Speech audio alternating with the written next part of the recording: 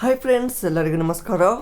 ಇವತ್ತಿನ ಈ ಒಂದು ಸಂಚಿಕೆಯಲ್ಲಿ ಸಾಮಾನ್ಯ ಕನ್ನಡ ಈ ಒಂದು ವಿಷಯದ ಮೇಲಿನ ಪ್ರಶ್ನೆಗಳನ್ನು ಚರ್ಚೆ ಮಾಡುವ. ಸೊ ಈ ಒಂದು ಪ್ರಶ್ನೆಗಳು ಮುಂಬರುವ ಎಲ್ಲ ಒಂದು ಸ್ಪರ್ಧಾತ್ಮಕ ಪರೀಕ್ಷೆಗಳಿಗೆಯೂ ಉಪಯುಕ್ತ. So let's go to first question. ಸ್ವರಗಳ ಸಹಾಯದಿಂದ ಮಾತ್ರ ಉಚ್ಚಾರ ಮಾಡಲಾಗುವ ಅಕ್ಷರಗಳನ್ನು ಏನೆಂದು ಕರೆಯುತ್ತೇವೆ? ನೋಡಿ, ಸ್ವರಗಳ ಸಹಾಯದಿಂದ ಅಂದರೆ ಸ್ವರಗಳ ಸಹಾಯ ಅಂದರೆ ಈಗ ಫಾರ್ ಎಕ್ಸಾಂಪಲು ಈಗ ಕ ಇದೆ, ಓಕೆನಾ. ಸೊ ಇದು ಕ ಉಚ್ಚಾರ ಮಾಡಲಿಕ್ಕೆ ನಮಗೆ ಈ ಕ ಅನ್ನುವ ವ್ಯಂಜನ ಪ್ಲಸ್ ಅ ಈ ಒಂದು ಸ್ವರ ಬೇಕು. ಈ ಸ್ವರಗಳ ಸಹಾಯದಿಂದ ಈ ವ್ಯಂಜನಗಳನ್ನು ನಾವು ಉಚ್ಚಾರ ಮಾಡ್ತೇವೆ. ಸೊ ಆದ್ದರಿಂದ ಇಲ್ಲಿ ಆನ್ಸರ್ ವ್ಯಂಜನಗಳು ಕರೆಕ್ಟ್ ಆಗ್ತದೆ. ನೆಕ್ಸ್ಟ್, ಸ್ವರಗಳ ಮುಂದೆ ಬರೆದು ಉಚ್ಚರಿಸಲಾಗುವ ಅನುಸ್ವಾರ ಮತ್ತು ವಿಸರ್ಗಗಳಿಗೆ ಡ್ಯಾಶ್ ಎಂದು ಹೆಸರು. ಅದು ಯೋಗವಾಹಗಳು. ಈಗ ಸ್ವರ ಅಂದರೆ ಏನು? ಈಗ ಫಾರ್ ಎಕ್ಸಾಂಪಲ್ ಅ ಇದೆ, ಅ ಮುಂದೆ ಇದೊಂದು ಶೂನ್ಯ ಅಂದರೆ ಇದೊಂದು ಏನಪ್ಪ ರೌಂಡ್ ಹಾಕ್ತೀವಿ, ಇದು ಇದು ಅನುಸ್ವಾರ. ಆಮೇಲೆ ಇದ್ರ ಮುಂದೆ ಇದು ವಿಸರ್ಗ, ಓಕೆ. ಆಹಾ, ಇದು ವಿಸರ್ಗ ಆಗ್ತದೆ. ಸೊ ಇವುಗಳನ್ನು ನಾವು ಯೋಗವಾಹಗಳು ಅಂತ ಕರಿತೀವಿ.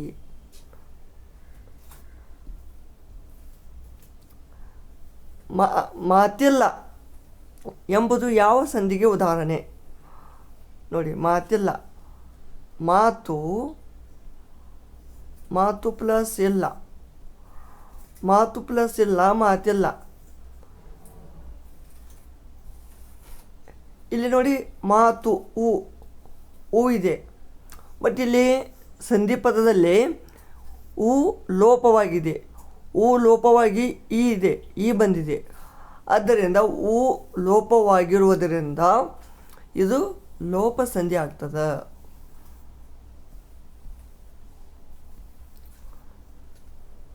ವೃದ್ಧಿ ಸಂಧಿಗೆ ಉದಾಹರಣೆ.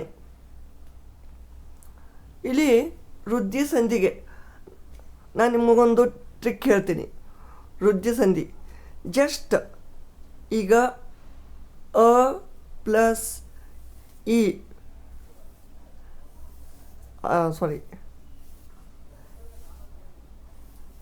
ಅ ಪ್ಲಸ್ ಎ ಈಕ್ವಲ್ ಟು ಐ ಇದೊಂದಾಯ್ತಾ. ಮತ್ತು ಆಮೇಲೆ ಅದೇ ರೀತಿ ಅವು ಒಂದು ಬರುತ್ತೆ, ಓಕೆ. ಸೊ ಇಲ್ಲಿ ಐ ಮತ್ತು ಅವು ಈ ಒಂದು ಸಂಧ್ಯಾಕ್ಷರಗಳು, ಇವುಗಳಿಗೆ ನಾವು ಸಂಧ್ಯಾಕ್ಷರಗಳಂತ ಕರಿತೀವಿ. ಸೊ ಈ ಒಂದು ಸಂಧ್ಯಾಕ್ಷರಗಳು ಬಂದ್ರೆ ಈ ಥರ ನೋಡಿ, ಫಾರ್ ಎಕ್ಸಾಂಪಲು ಏಕೈಕ, ಆಮೇಲೆ ಏಕೈಕ ಇತ್ತು ಅವು, ಅದೇ ರೀತಿ ಸುರೈಕ್ಯ, ಈ ರೀತಿ ಐ ಬರಬೇಕು. ಆ ಥರ ಬಂದರೆ ಅದು ವೃದ್ಧಿ ಸಂಧಿ ಆಗ್ತದೆ. ಈಗ ಏಕೈಕ ಅಂದರೆ ಏನಾಗ್ತದೆ ನೋಡಿ, ಏಕ ಪ್ಲಸ್ ಏಕ, ಏಕ ಪ್ಲಸ್ ಏಕ, ಅ ಪ್ಲಸ್ ಎ ಈಕ್ವಲ್ ಟು ಐ ಆಗತ್ತೆ, ಓಕೆ. ಐ ಆಗತ್ತೆ ಇದು. ಆದ್ದರಿಂದ ಇದು ವೃದ್ಧಿ ಸಂಧಿ, ಐ ಬರಬೇಕು ಈ ರೀತಿ, ಐ ಆಮೇಲೆ ಅವು. ಈ ವೃದ್ಧಿ ಸಂಧಿ, ಈ ಒಂದು ಅಕ್ಷರಗಳು, ಈ ಒಂದು ಸ್ವರಗಳು ಬಂದರೆ ನಾವು ಏನಂತೀವಿ, ಅದಕ್ಕೆ ವೃದ್ಧಿ ಸಂಧಿ. ಇಷ್ಟೇ ನೆನಪಿಡಿ, ಐ ಮತ್ತು ಅವು ಬಂದು ಅಂದ್ರೆ ಅದು ವೃದ್ಧಿ ಸಂಧಿ. ನೆಕ್ಸ್ಟ್, ಸಾಬೂನು ಪದ ಯಾವ ಭಾಷೆಯಿಂದ ಬಂದಿದೆ ಎಂಬುದನ್ನು ಗುರುತಿಸಿ. ಸಾಬೂನು, ಆಮೇಲೆ ಮೇಜು, ಓಕೆ, ಮೇಜು, ಈ ರೀತಿ ಇತರೇ ಒಂದು ಪದಗಳು ಏನದಪ್ಪ. ಸೊ ಇವು ಪೋರ್ಚುಗೀಸಿಂದ ಬಂದಿವೆ.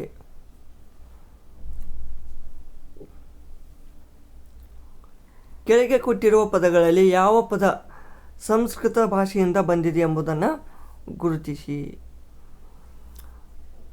ನೋಡಿ, ಕಚೇರಿ, ಅರ್ಜಿ, ರೈತ ಇವೆಲ್ಲ ಏನಾಗ್ತವೆ ಹಿಂದೂಸ್ತಾನಿ ಮತ್ತು ಇತರೆ ಒಂದು ಪರ್ಷಿಯನ್ ಭಾಷೆಗಳಿಂದ ಬಂದಿದ್ದಾವೆ.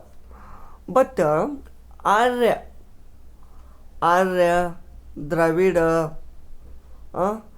ಈ ಥರ ಇವೆಲ್ಲ ಏನದಪ್ಪ ಸಂಸ್ಕೃತ ಪದಗಳು.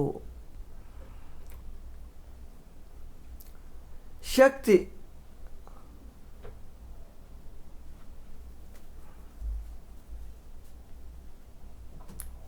ಪದದ ತದ್ಭವ ರೂಪ ಏನು?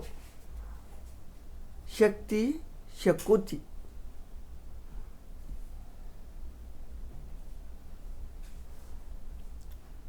ತ್ಯಾಗ ಪದದ ತತ್ಸಮ ರೂಪ ಯಾವುದು? ತ್ಯಾಗ, ತ್ಯಾಗ. ಆತನು ಮನೆಯನ್ನು ಚೆನ್ನಾಗಿ ಕಟ್ಟಿದನು. ಈ ವಾಕ್ಯದಲ್ಲಿ ನಾಮಪದ ಯಾವುದು? ನಾಮಪದ ಇಲ್ಲಿ ಆತನು ಆಗ್ತದ. ಇದು ಚೆನ್ನಾಗಿ ಅನ್ನೋದು ವಿಶೇಷಣ, ಕಟ್ಟಿದನು ಕ್ರಿಯಾಪದ. ಮನುಷ್ಯ ಈ ಪದ ಯಾವ ನಾಮವಾಚಕಕ್ಕೆ ಉದಾಹರಣೆ? ಈಗ ನೋಡಿ, ಮನುಷ್ಯ ಇದೆಯಲ್ಲ, ಈಗ ನೋಡಿ, ಈಗ ಮನುಷ್ಯ, ಆಮೇಲೆ ನದಿ, ಪರ್ವತ,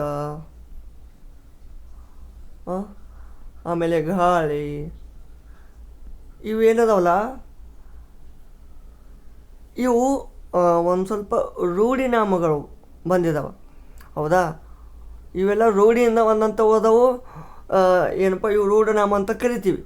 ಬಟ್ ಇಲ್ಲಿ ಕೊಟ್ಟಂಥ ಆಪ್ಷನ್ಗಳಲ್ಲಿ ವಾಚಕ ಅಂತಿದ್ದಾರೆ. ಓಕೆ, ಸೊ ಇದು ವಸ್ತುವಾಚಕವಾಗ್ತದೆ. ವಸ್ತುವಾಚಕ. ಈಗ ಗುಣವಾಚಕ ಅಂದ್ರೇನು? ಒಳ್ಳೆಯ, ಕೆಟ್ಟ, ಹೊಸದು, ಹಳೆಯದು, ಇವು ಗುಣವನ್ನು ತೋರಿಸ್ತಾವೆ. ಸಂಖ್ಯಾವಾಚಕ ಅಂದ್ರೇನು? ಸಂಖ್ಯೆಗಳಿರಬೇಕಲ್ಲಿ. ಆಮೇಲೆ ದಿಗ್ವಾಚಕ ಅಂದರೆ ದಿಕ್ಕುಗಳು ಇರುವಂಥವು, ಪೂರ್ವ, ಪಶ್ಚಿಮ, ದಕ್ಷಿಣ, ಉತ್ತರ. ಆಮೇಲೆ ಮೂಡಣ, ಪಡುವಣ, ತೆಂಕಣ, ಬಡಗಣ, ಈ ರೀತಿ. ಕವಿ ಈ ಪದ ಯಾವ ಲಿಂಗ? ಕವಿ ಇದು ಪುಲ್ಲಿಂಗ ಆಗ್ತದೆ. ಕವಯಿತ್ರಿ ಸ್ತ್ರೀಲಿಂಗ ಆಗ್ತದೆ. ರಾಮನು ಈ ಪದ ಯಾವ ವಿಭಕ್ತಿ ಪ್ರತ್ಯಯಕ್ಕೆ ಉದಾಹರಣೆ? ರಾಮನು ಪ್ರಥಮ ಇದು ಕರೆಕ್ಟ್. ಪ್ರಥಮ ದ್ವಿತೀಯ ಅನ್ನು, ತೃತೀಯ ಇಂದ, ಚತುರ್ಥಿ ಹೀಗೆ ಕೆ, ಆಮೇಲೆ ಸಪ್ತಮಿ ಅಲ್ಲಿ ಆಗ್ತದೆ. ಈ ರೀತಿ 7 ವಿಭಕ್ತಿ ಪ್ರತ್ಯಯಗಳನ್ನು ನೀವು ಕಾಣ್ತೀರಿ. ಕೆಳಗಿನವುಗಳಲ್ಲಿ ವಿದ್ಯಾರ್ಥಕ ಕ್ರಿಯಾಪದ ಯಾವುದು? ಇಲ್ಲಿ ವಿದ್ಯಾರ್ಥಕ ಕ್ರಿಯಾಪದ ಅಂದರೆ ಆಜ್ಞೆ, ಆಶೀರ್ವಾದ, ಹಾರೈಕೆ, ಆಜ್ಞೆ, ಆಶೀರ್ವಾದ, ಹಾರೈಕೆ, ಅಪ್ಪಣೆ, ಈ ರೀತಿ ಎಲ್ಲ ಬಂದು ಅಂದ್ರೆ ಅದು ವಿದ್ಯಾರ್ಥಕ ಆಗ್ತದೆ. ಹೌದಾ? ಈಗ ನೋಡಿ, ಇಲ್ಲಿ ಆಶೀರ್ವಾದ ಇದು ಕರೆಕ್ಟು. ಬಾರನು ಇವು ನಿಷೇಧಾರ್ಥಕ ಬರ್ತಾವ. ಹೌದಾ? ಸಂಭವನಾರ್ಥಕ್ಕೆ ಉದಾಹರಣೆ. ಸಂಭವನಾರ್ಥಕ ಅಂದರೆ ಒಂದು ಮುಂದೆ ಫ್ಯೂಚರಲ್ಲೇ, ಭವಿಷ್ಯದಲ್ಲಿ ಆಗ್ಬಹುದು ಅಂತ ಸಂಭವ. ಬರೆದಾನು ಇದು ಕರೆಕ್ಟ್. ಕೆಳಗಿನವುಗಳಲ್ಲಿ ಯಾವುದು ಕರ್ಮಧಾರೆಯ ಸಮಾಸ? ದೊಡ್ಡವನಾದ ಪ್ಲಸ್ ಹುಡುಗ, ದೊಡ್ಡ ಹುಡುಗ, ಇದು ಕರ್ಮಧಾರೆಯ ಸಮಾಸ.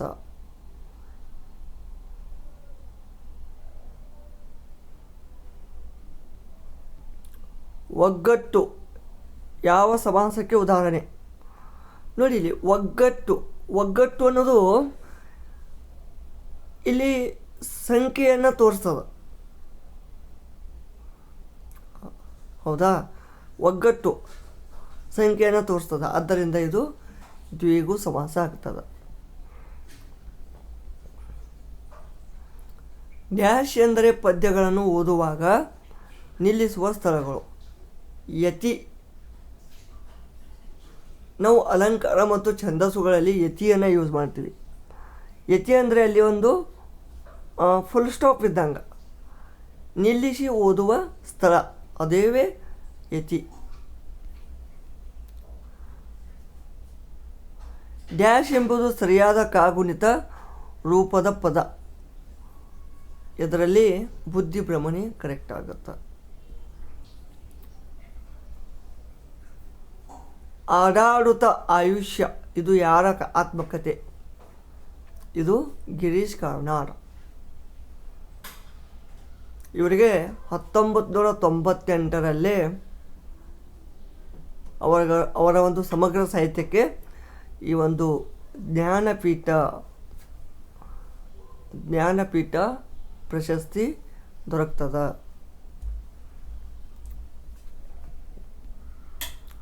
ಕುಸುಮ ಬಾಲೆ ಈ ಕಾದಂಬರಿಯ ಕರ್ತೃ ದೇವನೂರ್ ಮಹಾದೇವ್. ಆಮೇಲೆ ಎದೆಗೆ ಬಿದ್ದ ಅಕ್ಷರ, ಇವೆಲ್ಲ ಅವರ ಒಂದು ಫೇಮಸ್ ಕೃತಿಗಳು. ಕನ್ನಡದ ಮೊದಲ ಗದ್ಯ ಕೃತಿ ಒಡ್ಡಾರಾಧನೆ. ಇದು ಯಾರ್ದು? ಶಿವಕೋಟ್ಯಾಚಾರ್ಯರು.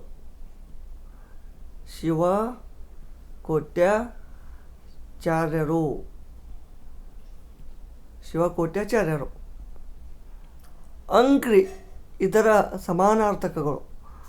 ಅಂಗ್ರಿ ಅಂದರೆ ಪಾದ, ಚರಣ.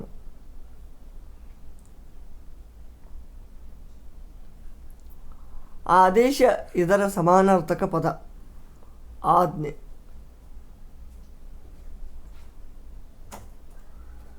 ಕೆಳಗಿನ ಪದಗಳಿಗೆ ವಿರುದ್ಧಾರ್ಥಕ ಪದಗಳನ್ನು ಗುರುತಿಸಿ. ಸಡಿಲು, ಬಿಗಿ.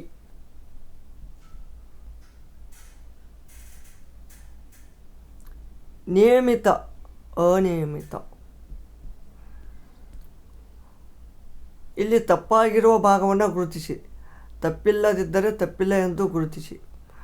ಕನ್ನಡ ವಿಶ್ವವಿದ್ಯಾಲಯದಲ್ಲಿ ಸಂಶೋಧನೆಗೆ ಆದ್ಯತೆ. ಇಲ್ಲಿ ನೋಡಿ ಯಾವುದು ತಪ್ಪೈತೆ ಅಂತ ನೋಡಿ, ಯಾವುದೂ ತಪ್ಪಿಲ್ಲ, ಎಲ್ಲ ಕರೆಕ್ಟ್.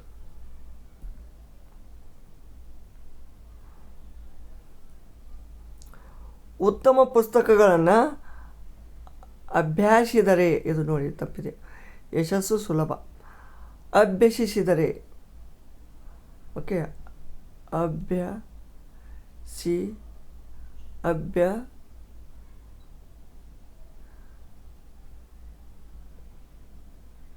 ಅಭ್ಯಸಿಸಿದರೆ ಇದು ಭ್ಯಾ ಬರಲ್ಲ, ಭ್ಯ ಬರ್ತದೆ. ಓಕೆನಾ? ಸೊ ಇದು ಆನ್ಸರ್ ಆಗತ್ತೆ.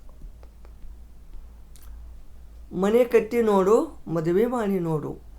ಈ ಗಾದೆಯು ಈ ಅಲಂಕಾರಕ್ಕೂ ಉದಾಹರಣೆಯಾಗಿದೆ.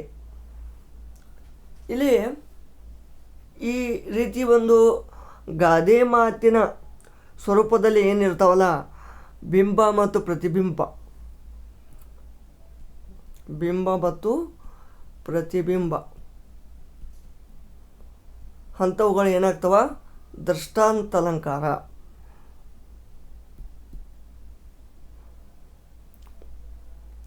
ನಾನು ನುಡಿಯನ್ನು ಪೂರ್ಣಗೊಳಿಸಿ. ಅಂಬಲಿ ಕುಡಿಯುವವಗೆ ಮೀಸೆ ಹಿಡಿಯುವನೊಬ್ಬ.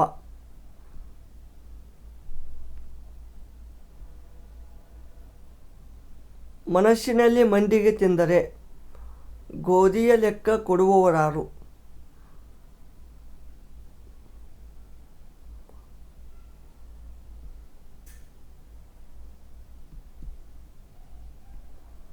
ಕೊಡಲಿಯ ಕಾವು ಕುಲಕ್ಕೆ ಮೃತ್ಯು.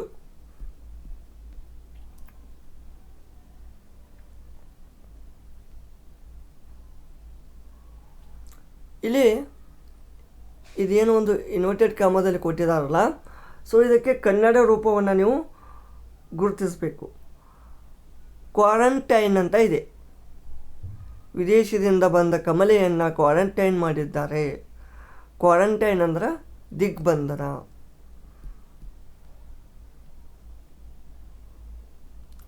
ಅವನು ಜ್ವರ ಇರುವ ಕಾರಣ ಕ್ಯಾಜುವಲ್ ಲೀವ್ ಹಾಕಿದ್ದಾನೆ. ಕ್ಯಾಜುವಲ್ ಲೀವ್ ನೋಡಿ ಈ ರೀತಿ, ಕ್ಯಾಜುವಲ್ ಲೀವ್. ಕ್ಯಾಜುವಲ್ ಲೀವ್ ಅಂದರೆ ಸಾಂದರ್ಭಿಕ ರಜೆ.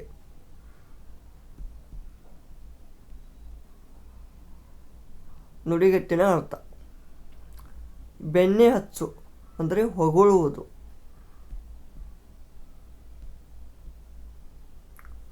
Last question, ಒಡಕುಬಾಯಿ. ಒಡಕುಬಾಯಿ ಅಂದರೆ ರಹಸ್ಯ ನಿಲ್ಲದಿರುವುದು. ಅಂದ್ರೆ ಈಗ ಒಬ್ಬರ ನಿಮ್ಮ ಫ್ರೆಂಡ್ಸ್ ಆಗಲಿ ಅಥವಾ ಸಂಬಂಧಗಳಲ್ಲಿ ಅಣ್ಣ ತಮ್ಮ ಇರ್ತಾರೆ, ಅವ್ರು ಏನಂತೀವಿ ನಾವು, ಅವನದು ಒಡಕುಬಾಯಿ ಇದೆ. ಒಡಕುಬಾಯಿ ಅಂದ್ರೆ ಏನು, ಅವನಿಗೆ ಏನೇ ಒಂದು ರಹಸ್ಯ ಹೇಳಿದ್ರು, ಹೇಳಬೇಡ ಅಂದ್ರೂ ಅವನು ಎಲ್ಲರಿಗೆ ಅದನ್ನು ಹೇಳಿಬಿಡ್ತಾನೆ. ಅದು ಅವರ ಬಾಯಲ್ಲಿ ರಹಸ್ಯನೇ ನಿಲ್ಲೋದಿಲ್ಲ. ಸೊ ಇವಿಷ್ಟು ಒಂದು ಮಹತ್ವದ ಕನ್ನಡ ಕ್ವಶನ್ಗಳಾಗಿದ್ದು, ಮುಂದಿನ ಒಂದು ಸೆಷನಲ್ಲಿ ಮತ್ತೆ ಇನ್ನಷ್ಟು ಒಂದು ಕ್ವಶನ್ಗಳೊಂದಿಗೆ ಬರ್ತೀನಿ. ಅಲ್ಲಿಯವರೆಗೆ ನಮಸ್ಕಾರ ಅಂತ ಹೇಳ್ತಾ, ಈ ಒಂದು ವಿಡಿಯೋ ಇಷ್ಟವಾದಲ್ಲಿ ಲೈಕ್ ಮಾಡಿ, ಕಮೆಂಟ್ ಮಾಡಿ, ಹಾಗೂ ನಿಮ್ಮ ಫ್ರೆಂಡ್ಸ್ಗೆ ಶೇರ್ ಮಾಡಿ, ಹಾಗೂ ತಪ್ಪದೇ ಸಬ್ಸ್ಕ್ರೈಬ್ ಮಾಡಿ. ಧನ್ಯವಾದಗಳು.